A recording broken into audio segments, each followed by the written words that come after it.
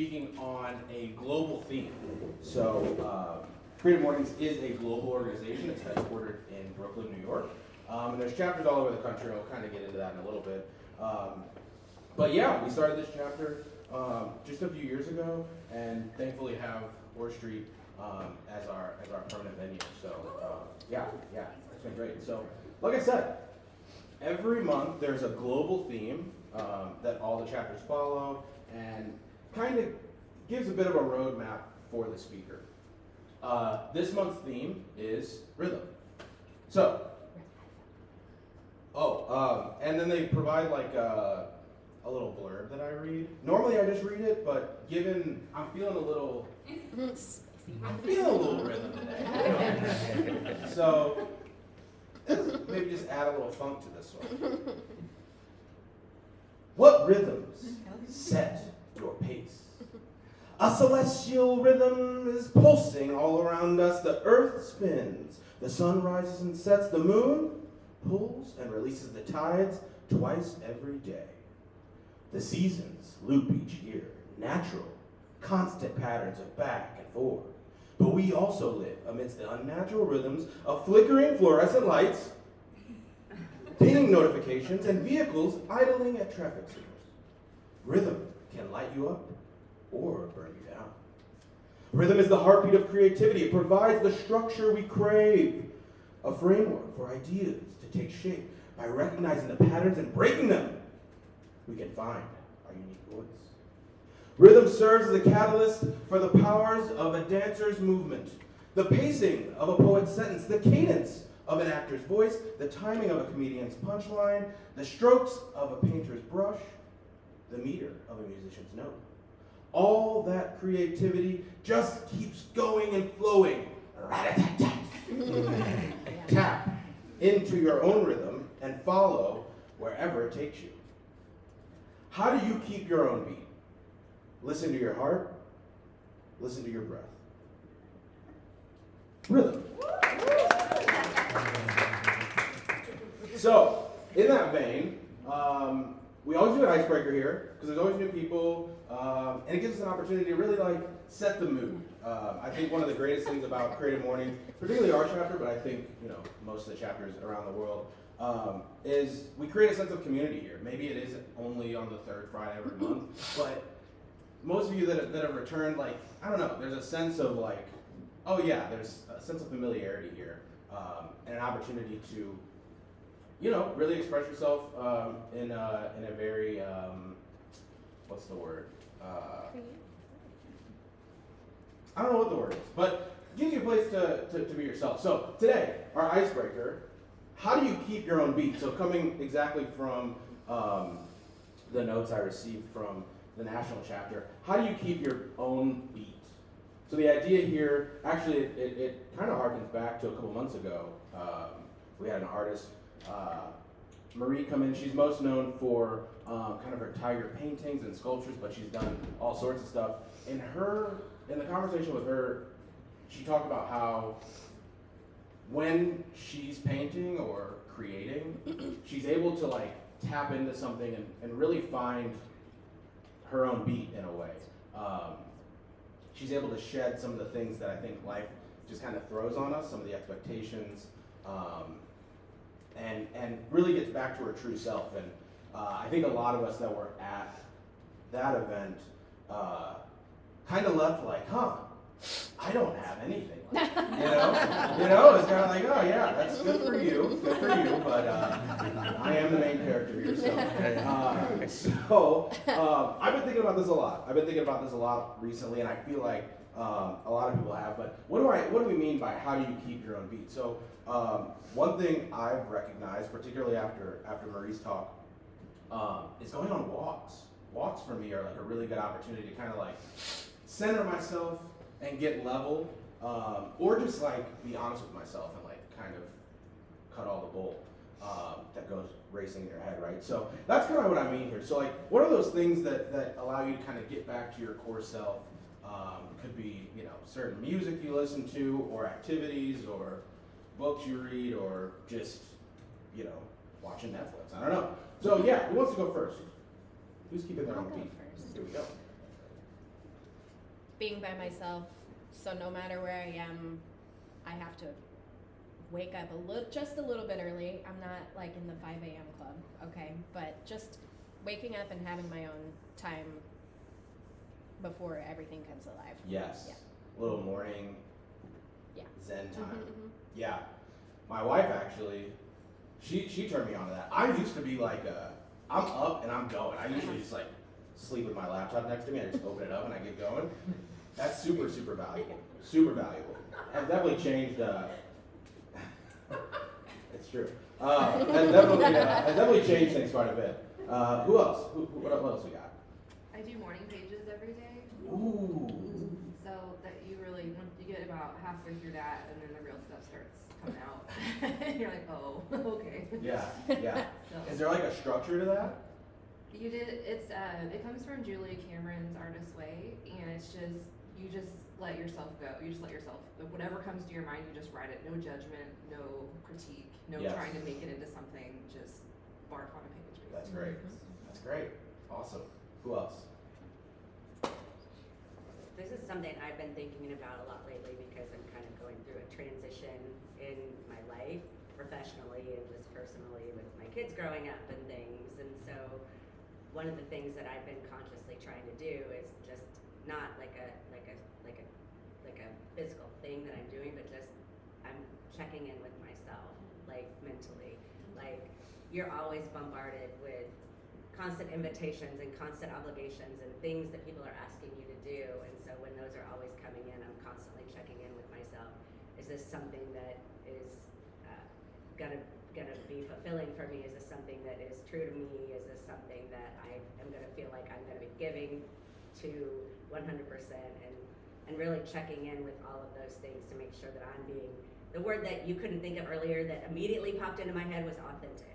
Yes. So like I am constantly checking in with myself to make sure that I'm being authentic and to my core values and who I want to be to the world and to myself. And so not necessarily a physical thing that I do to keep my own beat, but like a mental thing that I'm trying to do more often. Absolutely. Angela, I love that. Yeah, sometimes I'll do like a couple deep breaths or something like that. But yeah, I wish there was some sort of like reminder, some like national like, hey, from 2 to 2:10 today, everybody's gonna Take a break. Take a break. Yeah. I can't remember who it was or maybe if I read this, but it's like, hey, before you like commit to those plans, what if that thing was tomorrow? Would you do it? The thing that you're committing to like 3 months from now? If it was tomorrow, would you do it? If not, then you probably shouldn't commit to it, Yeah, that's just a general rule of thumb, because yeah, you can get pulled in so many different directions. Let's get two more. Who's got one? Here we go. So what you said about walks, that's one of my things, and it is it's not just alone time and reflection time, but external connection. So instead of all the sort of artificial cycles that we get pulled into, it's fall, the leaves are doing this, whatever your work is doing, whatever your family is doing, the days are doing this, and there's this external cycle that's happening, and have you noticed it? And are you tagged onto that instead of whatever internal or artificial thing you've got? Yes. Will you have like music going or anything when you're walking, or are you just like, you're just out here? I do sometimes, and I listen to a lot of books on tape, and that's even been, some people are all, that's not being mindful or whatever, and I realize that I have tagged those books with certain walks in my mind and certain seasons in my mind. Sure. Which then turns into an interesting way to relate to the book or to remember the book.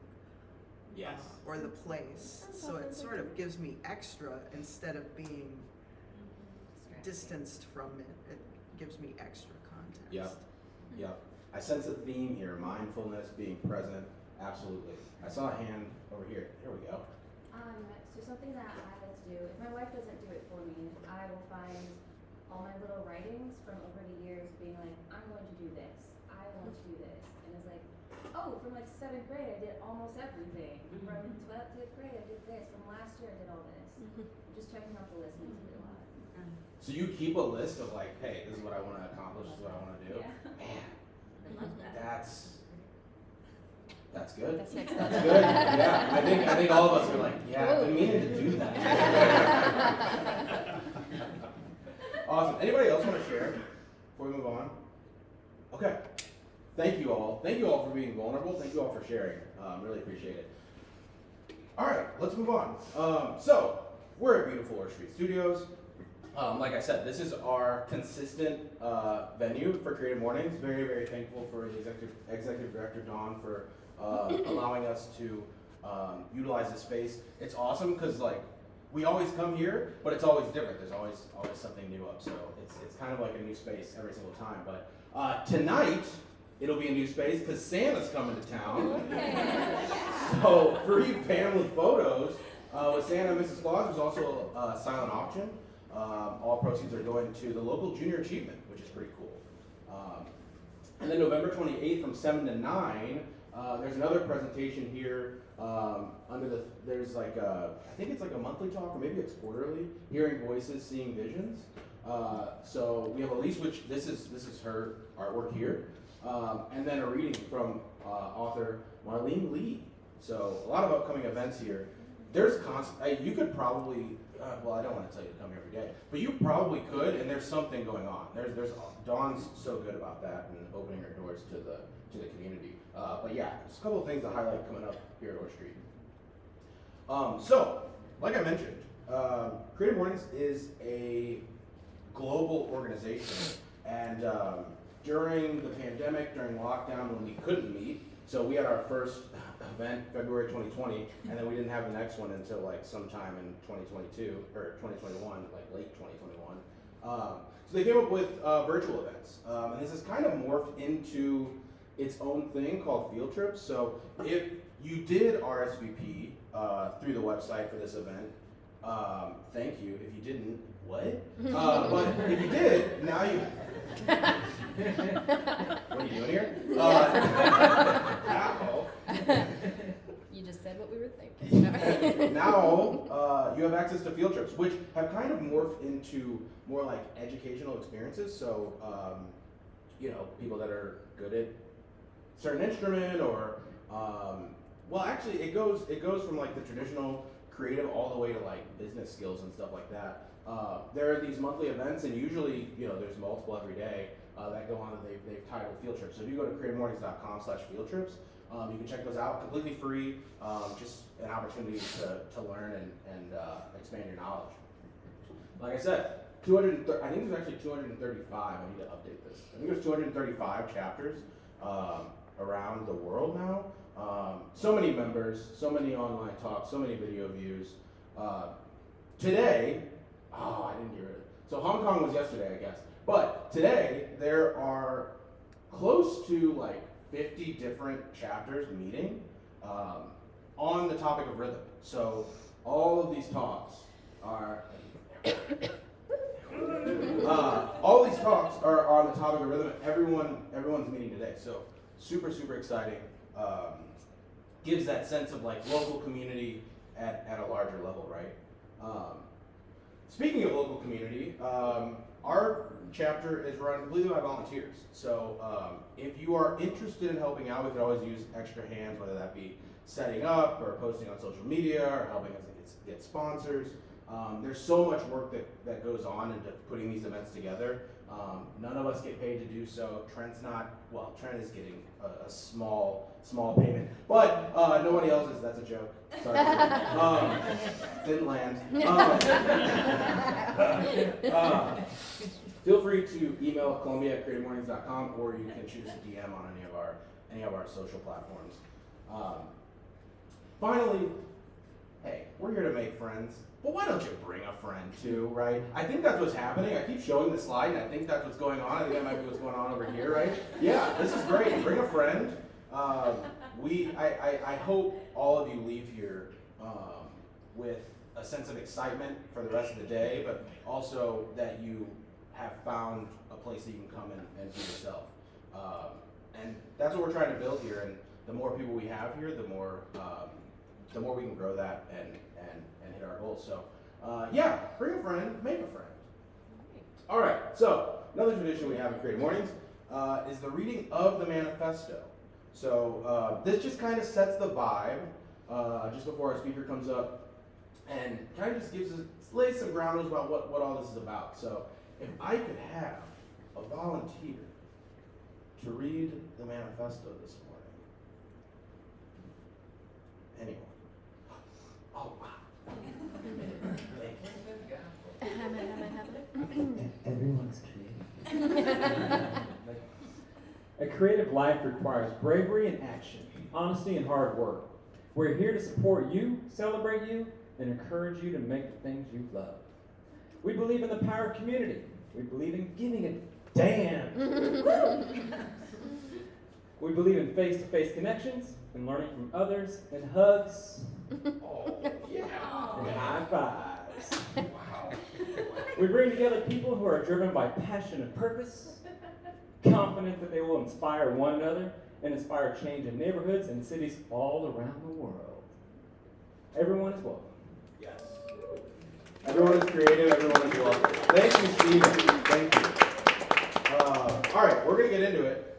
I'm going to pass this off to one of our volunteers, Lauren, to introduce our speaker. Thank you. All right, welcome everybody. Get my notes ready. Again, just like last month, I'm the word nerd. So I dove into rhythm a little bit, and the root of it comes from Latin, rhythmus. Trent, you can correct me if I'm wrong. Which means movement in time. And so I can't think of anyone maybe more appropriate to talk about movement, rhythm, life, work than Trent. His life and work are really wonderful examples of this idea of movements in time. A graduate of the University of Missouri, go Tigers, especially after last night. Trent's trajectory has in many ways been rhythmic. Movements in time. He was faculty at Stevens College for over a decade and has directed and or performed in over 50 musical productions. So some of those included at Stevens College, Talking Horse Productions, Odyssey Chamber Music Series, Missouri Contemporary Ballet, Hot Summer Nights Concert Series, and that's just a few of the many. He was also named one of Como Magazine's 20 Under 40 in 2021. His current tenure as the executive director of the Missouri Symphony, or as we refer to it here, MOSI, has been nothing short of spectacular. He continues to innovate at the Symphony with programming that through its own rhythm has sent ripples of positive impact into our community. And if you were around downtown yesterday, you saw third graders from all over Columbia who descended into Missouri Theater for the Young People's Concert, which was incredible. So, also, the first time I heard Trent sing, goosebumps. So, he's amazingly talented. So we are thrilled to welcome our Creative Mornings platform, the endlessly talented Trent Rash. Thank you, Lauren. Yeah, I was trying to make me cry here before I even talk. Good morning, everyone. I am absolutely thrilled to be here. Sorry, I'm trying to get my notes to work. Hi, Dawn. It's good to see you. I thank you, Mike, Lauren, Sarah. I'm very honored to be here and to speak to you all today about a topic that has been a part of my life since I was very tiny. So I wanted to start, by the base level thinking about rhythm. And so I'm going to read to you, in my background, when I learned from a dearly departed professor, Dr. Michael Buds, Robin Lowe, how to do research for my master's thesis. And so I decided, let's start with let's go to the dictionary, let's lay out what is rhythm. So I'm going to read to you the 4 definitions that are found for rhythm. And I want you, this is going to be a little interactive. I'm going to ask you to be involved with me some today.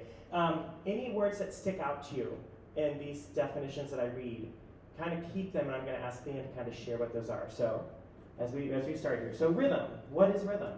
1, a flow of rising and falling sounds in language that is produced in verse by a regular repeating of stressed and unstressed syllables.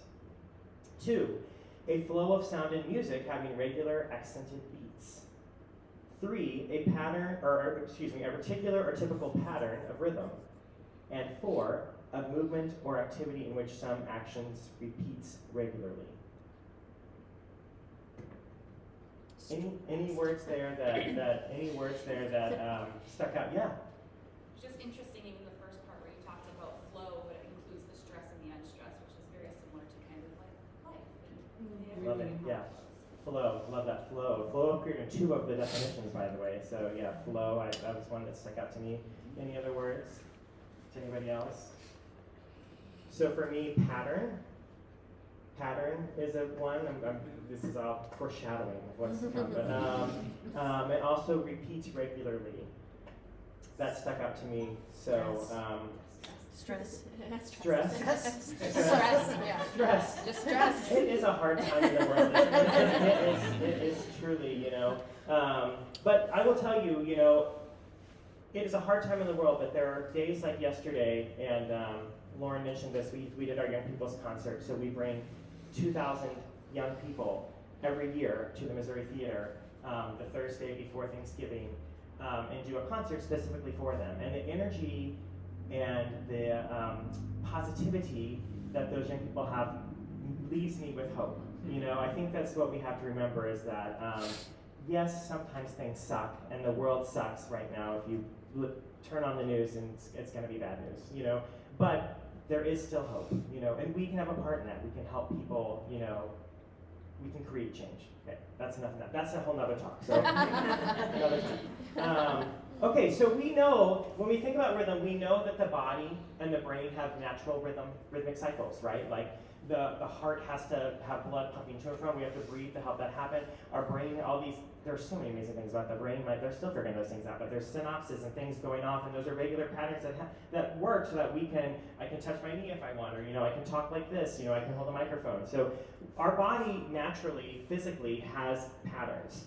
And I think one of the things that we kind of forget is that to live a really holistic, and I love the word authentic because that's going to come up for me, life, you can't, because those happen and we take them for granted a lot of the time, I think we take our body for granted, there are other rhythms that we have to cultivate, and those are like the emotional rhythms of our life and the spiritual rhythms of our life.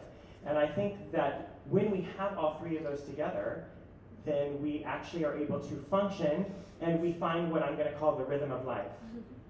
I know, there's a song. There it is. I thought I was playing at the end because it's just been in my head for days, y'all. I'm just just dancing around. But I'm not going to play it. I can if you want, but okay.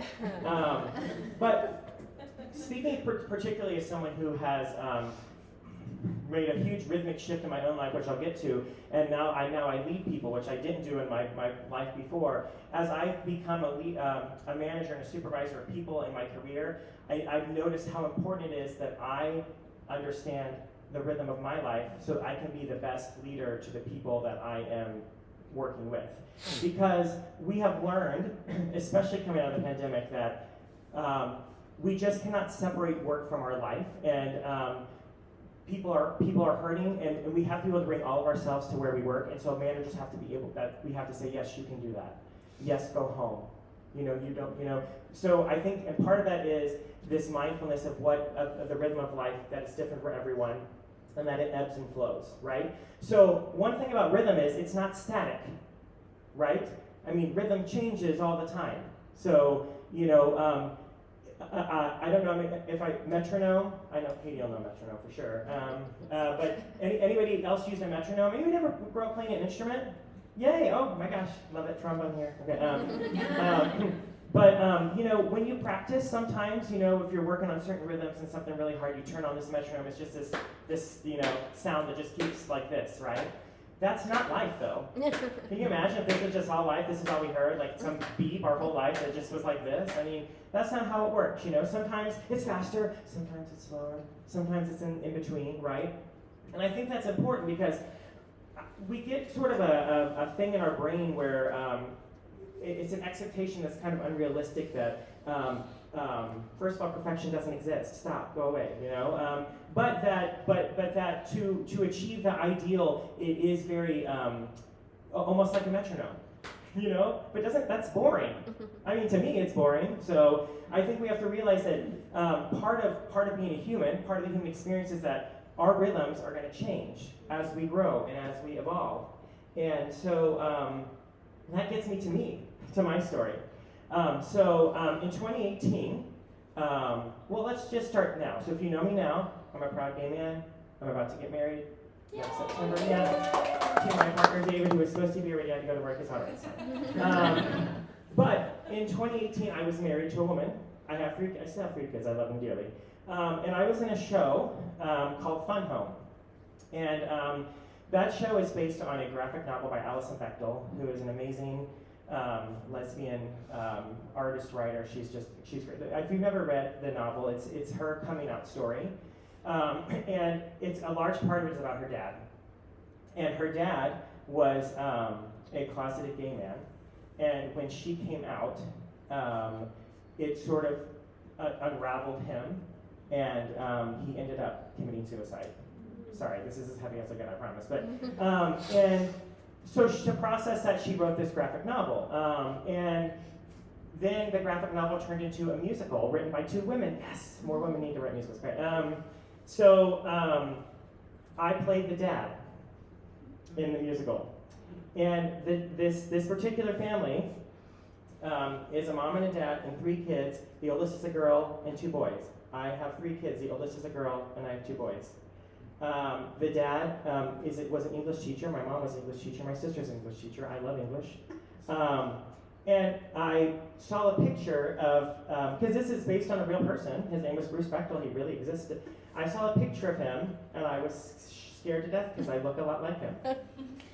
So I was in this musical, and I started to realize, oh my God, am I this guy?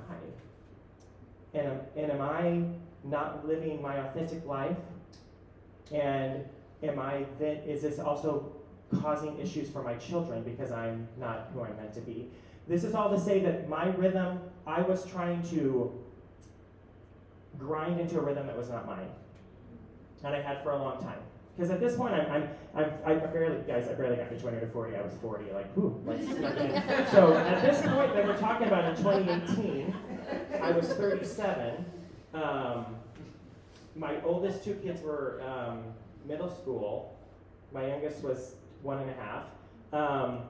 And so I had kind of a dark night of the soul time there from October 2018 until March of 2019. And I was really going through it, and then finally, at the end of March, like March 31st, in 2018, I came out to my wife, my then wife, my ex-wife, who's a wonderful human, and we co-parent very well. And that was the beginning of a big rhythmic shift for me, but also a shift to being holistically who I am. And one thing about me is there have been a lot of sort of tragedies in my life and a lot of challenges, but I tend to just be a very joyful person. Those people who know me, it's just who I am, you know. And I feel like, you know, that's important. I think there needs to be that in the world. But, you know, I don't think that I was being authentically as joyful as I could be because I had spent so much energy fighting who I really was. And again, we can fight against our own rhythm of life. So part of it is you sometimes have to look inside, and it's hard and scary, and you have to decide, is this the rhythm of life that is mine, is meant for me? And I read something really great as I was preparing for this. You know, finding the rhythm of life is doing some soul care. I loved that term so much because it's internal, you know? When you're talking about the rhythm of your life and how you show up in the world, that's very internal work. It's a very internal thing, you know? I know I dress well, yay for me, you know? But that's not like the real essence of who you are comes from inside here. And somebody said something earlier about the heart, the beating of the heart, you know, what the heart, and I think that's so important. Like when we are thinking about rhythm and the rhythm of our life and how we show up in the world and how we're going to show up to our coworkers and in relationships, because that's what's really important right now, because the world could change if we all kind of focused on relationships and how we talk to each other. I think that that's why this work is so important.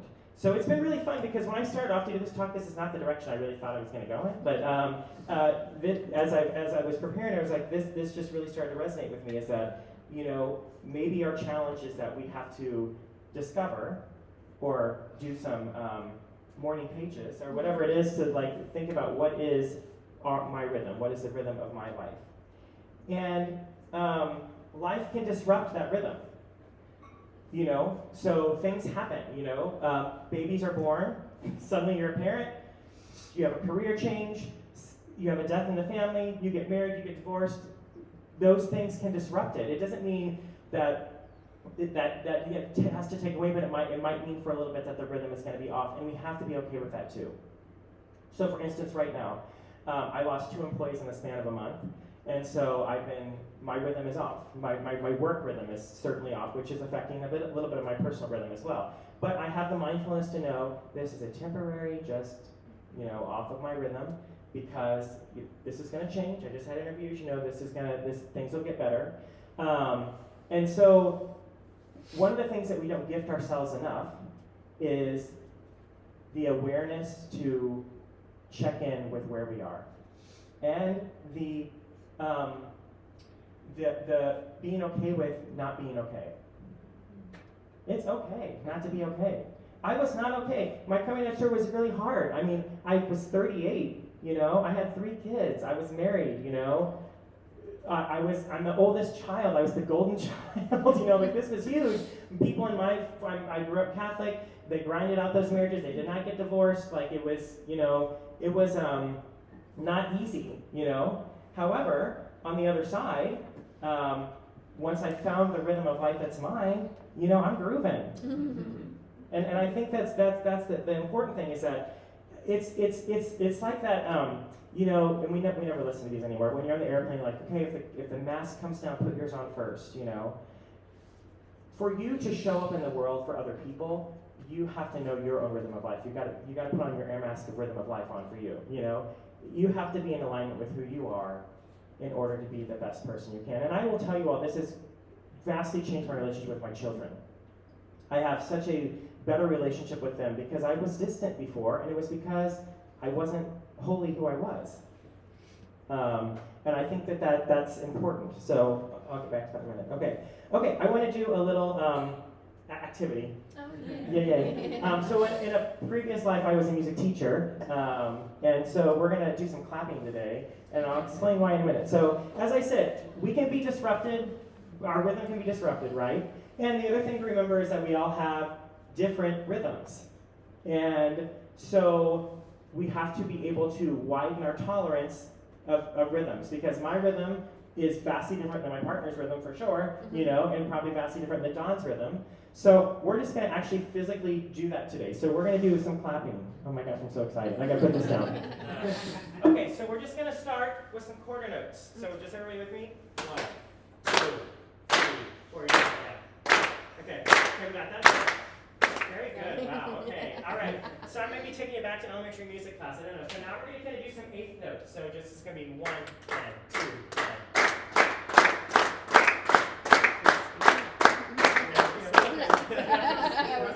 Some of the music teachers asked, like, oh, okay. And now we're going to do what's called triplet. So triplet.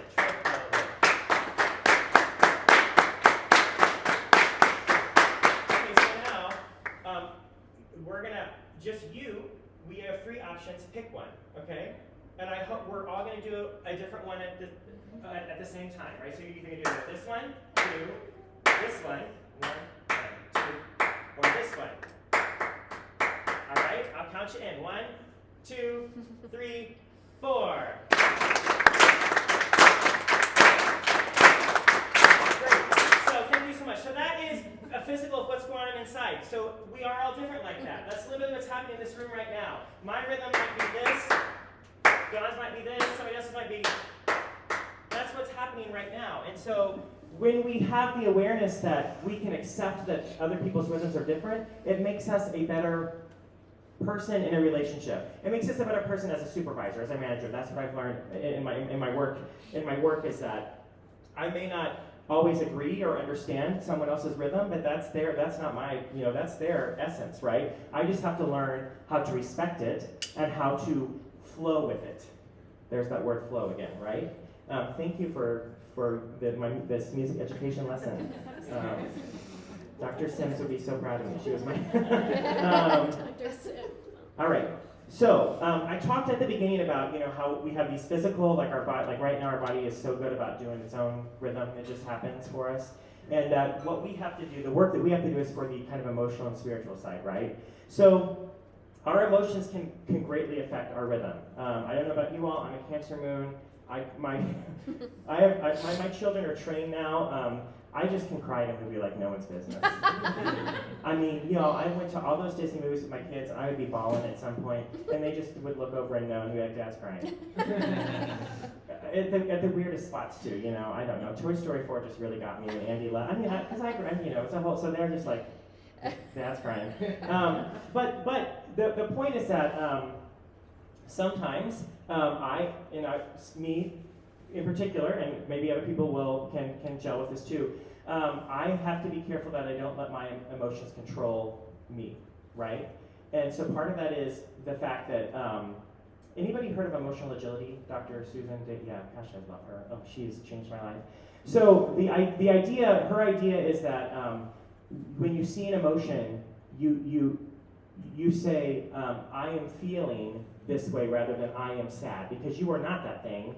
You are feeling that thing, and you need to separate yourself from that thing. That has been super important to me. So when we aren't able to separate that feeling from the fact, that's when it disrupts. That's when it kind of affects our rhythm of life, right? So we have to work on realizing that we are feeling this way, but it also is not us, if that makes sense. And so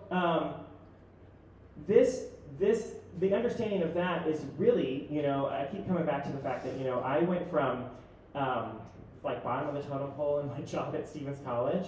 I taught voice lessons, and I was in the shows as a faculty guest artist, and I taught musical theater. I actually taught some fun. I miss teaching some of those classes, but I wasn't a decision maker. I literally just showed up and taught students, and I loved them, and it was great. To suddenly being the big boss. So I guess I should explain a little bit about my change of rhythm. So I came out in the spring of 2019. I moved into my own place in the summer of 2019. I started a new job at the end of the summer of 2019. Because you know what?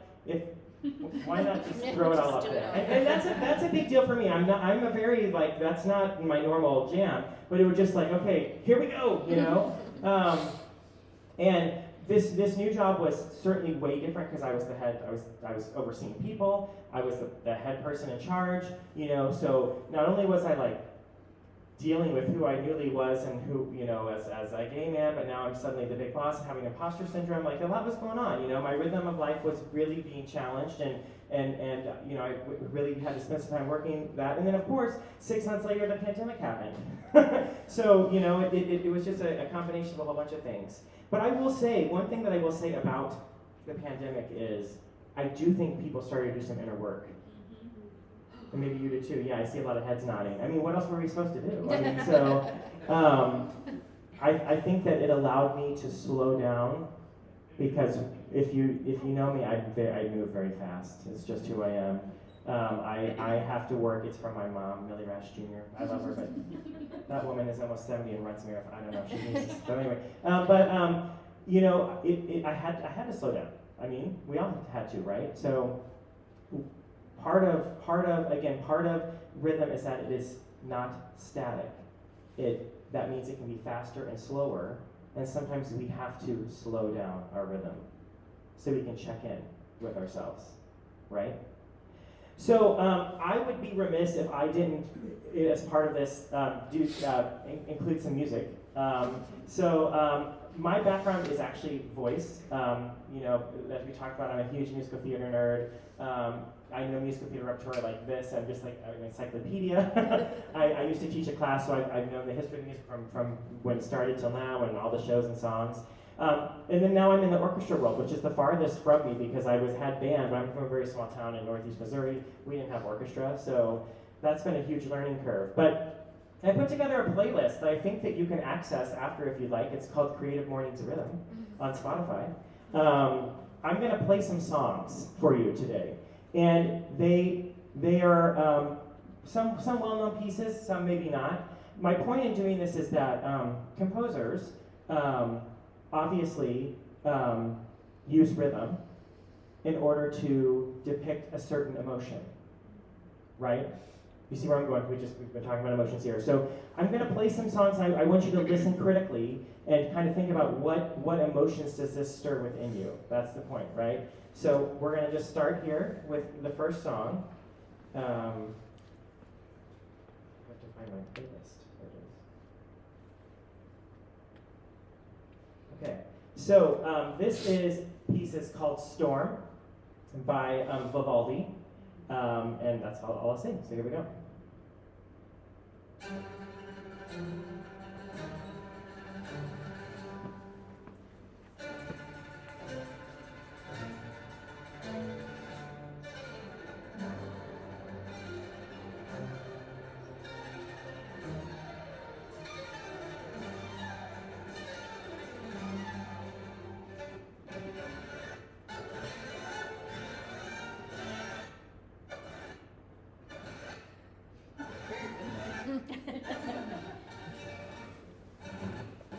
Sorry, I don't know why it's sticking. It's downloaded, so I don't know what's going on there. Okay, so I think that's enough. So, thoughts that come to mind.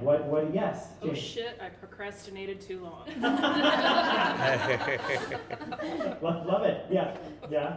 Let's do this. Let's do this. Okay, let's go. Okay, great.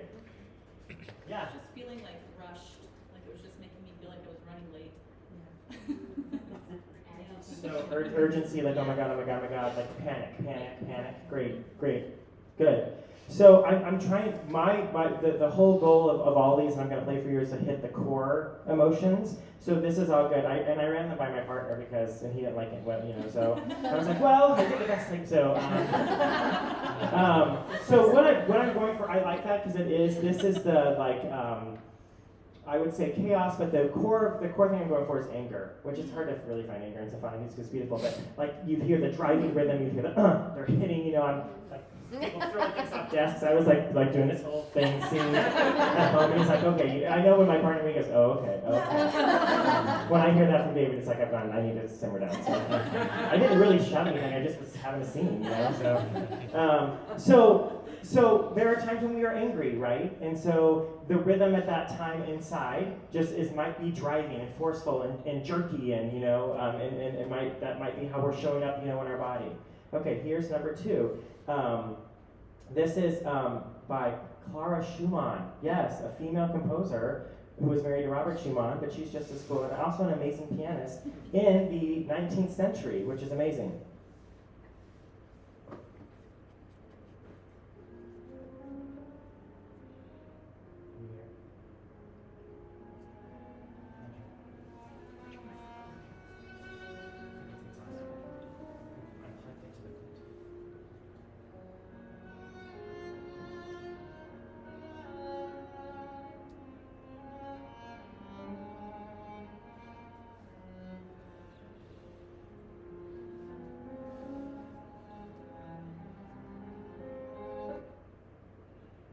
Okay, it decided we were done there. So, anybody know what that solo instrument was?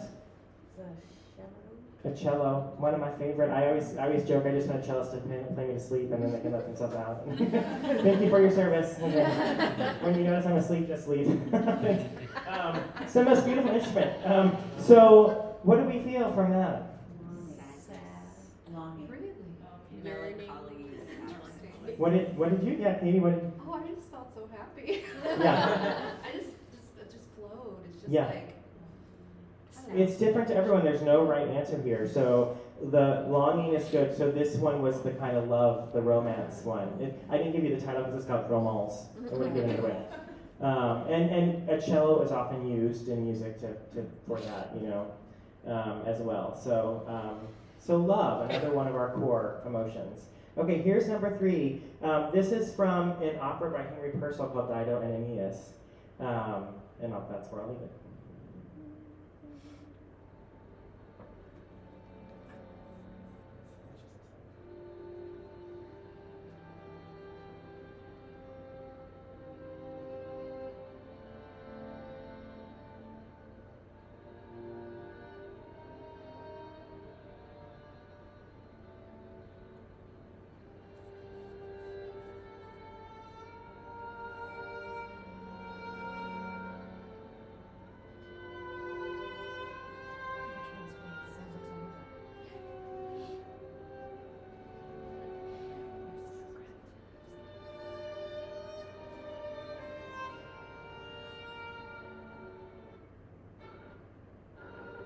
He usually just tells me when it's done. So, okay. My friends are telling my face is giving it away. So I don't have a poker face, y'all. Sorry. Anyway, so thoughts? Trent's face said, sound like someone died.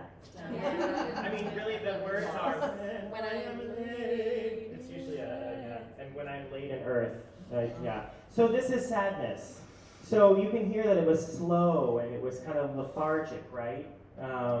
You know, so the rhythms and it feels heavy. You know, I think that the composer did a great job of kind of showing that, you know, the experience we have when we're sad. All right, here's maybe my favorite. This is Night on Bald Mountain by Mussorgsky, which most people know from Fantasia.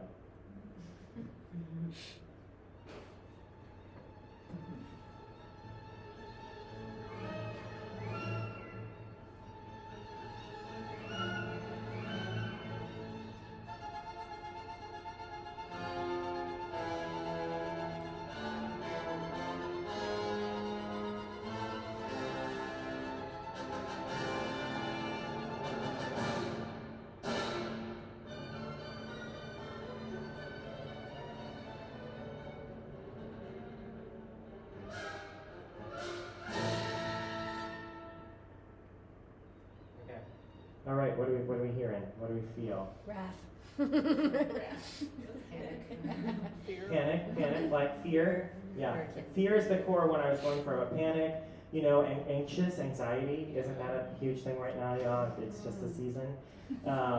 Yeah, so you hear in that it kind of feels suspenseful. You know, there's these moments that are again jerky, but there's like this impending sense of doom almost, you know. That I think they capture that really well. And here is the final one.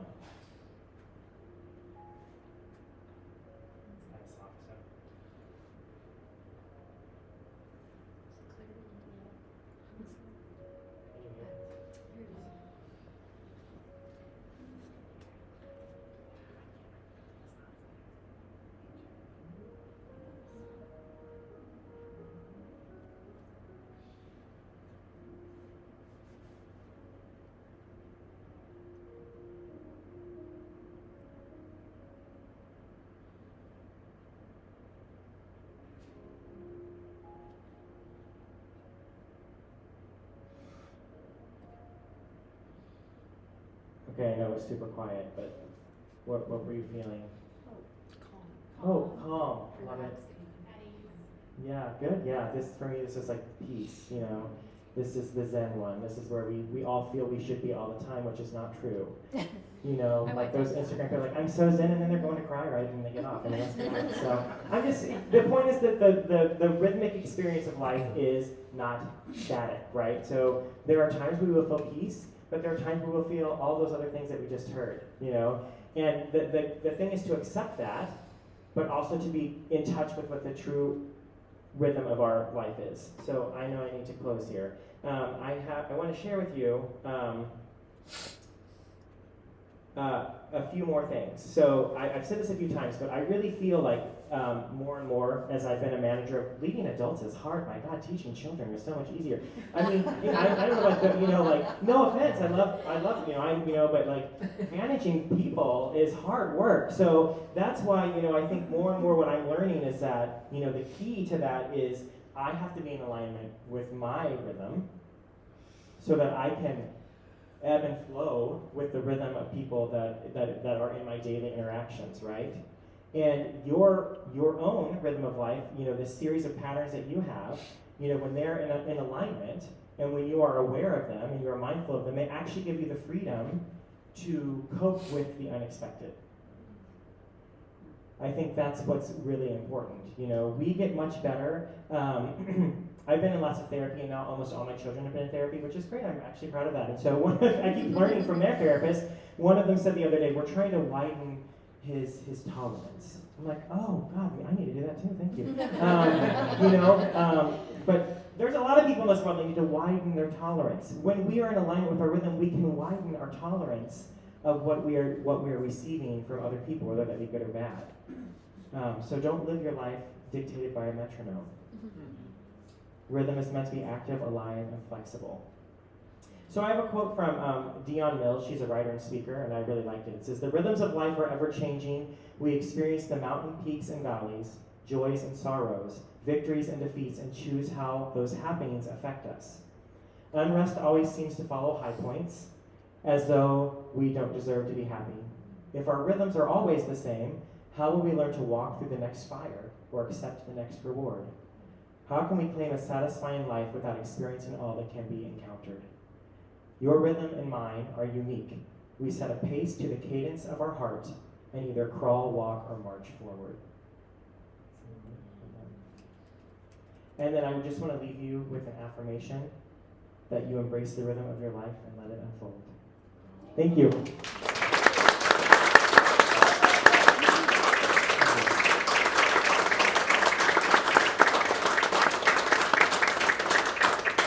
do have a couple minutes for a few questions, Trent, if you don't mind. Of course. Yeah. What's next on the horizon for Mosi? Like, Yeah, thank you. Oh my gosh, I'm not even talking about it. Yes. So we have some very exciting holiday things coming up. December 1st through the 3rd is our annual holiday home tour. So if you'd like to tour people's homes, strangers' homes that are beautiful, beautifully decorated for the holidays, this is your chance to do that. There's 4 amazing homes that are going to be decorated to the nines for the holidays. Tickets, I believe, are $20 beforehand, $25 at the door. You can get them on our website. It's always a fun time. The houses are amazing. This year, one of the homeowners is Donna Breedlove. She used to work for Shelter Insurance, but she grew up with a mom who decorated every room, and she's just maintained it. So every room of her house, like we're talking, she has like, I think 16 Christmas trees or something. So anyway, that'll be fun. And then our annual holiday concert, which is titled Winter Miracle, a Missouri Christmas, is December 17th at 2 p.m. This is a family-friendly, so kids 17 and under are free. It's going to be a really wonderful family-friendly concert. We're going to have a lot of things going on in the lobby beforehand and during intermission. If you've not had the chance to meet our new music director, Wilbur Lynn, I know Katie knows him very well. He's amazing, and he does some really great programming. So it's going to be a really amazing concert with some really great music to get you in the spirit of the holidays. And this year we are including, like, I think he's doing a piece for Diwali and for Hanukkah too. So that's exciting. We have a little moment for other holidays as well. So. Yeah. Oh, and I want to say this because I'm so excited about it. We are partnering with Second Baptist Church next February to do a Black History Month concert. And we're doing a piece called Requiem for the Enslaved by Carlos Simon, who is a Black composer. And it's amazing because it's a chamber orchestra with spoken word, and Dr. Clyde Ruffin, who used to be a theater chair at Mizzou, is the spoken word artist. So we're really excited about that.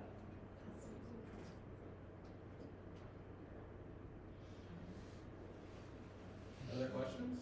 Okay. All right, well, let's thank Trent one more time. Thank you so much.